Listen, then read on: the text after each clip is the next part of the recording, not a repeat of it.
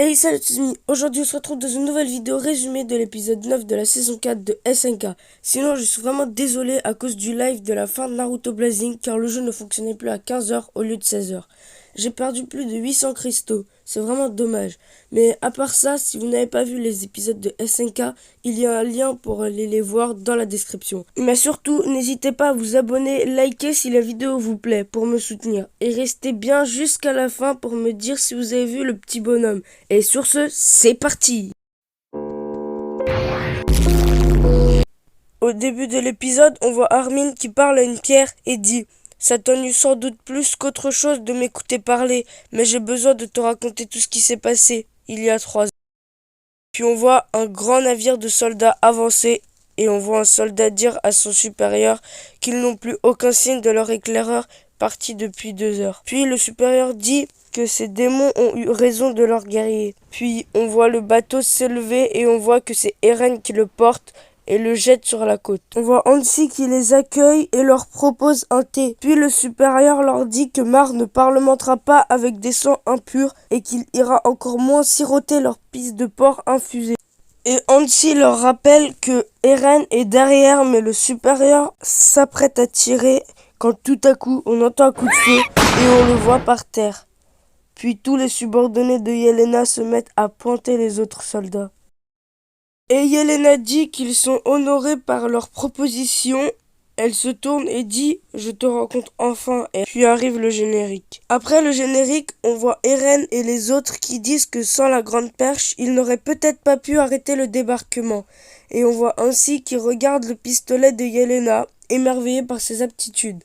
Puis Yelena leur parle aussi de l'aéronautique et de l'armée Mar, et que à ce moment-là, Mar est en guerre contre plusieurs autres pays. Puis elle explique qu'ils ont été enrôlés dans l'armée car leur nation a été battue, et qu'ils n'avaient aucune envie de se rebeller jusqu'à ce qu'ils ne rencontrent Sieg, qui est devenu leur guide. Elle le voit comme un dieu, et qu'ils ont pour but la libération des Eldiens. Puis on les voit dans une salle réfléchir à leur réponse à Sieg, et Hansi qui lit la lettre de Sieg dit qu'il existe un moyen de remédier aux maux des Eldiens. Mais pour ça, il faut disposer de l'originel et d'un titan de sang royal.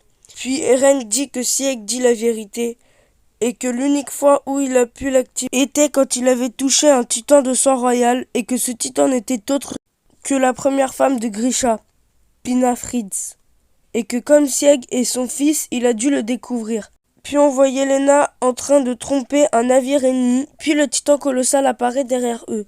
Plus tard, on voit Nicolo qui cuisine des fruits de mer et Sacha croque dans un homard et bouffe tout et dit Nicolo, tu es un virtuose. Après, on voit Eren qui s'entraîne au tir en discutant avec Armin et Mikasa. Armin dit qu'il voudrait discuter avec Mar autour d'une grande table ronde pour dissiper le malentendu. Eren demande quel malentendu. Armin répond qu'il veut expliquer qu'ils ne sont pas une menace. Eren explique que pour les Mar, ils ne sont que des monstres qui se transforment en titans. Puis on voit Eren tirer et on voit en transition Sacha qui se fait transpercer.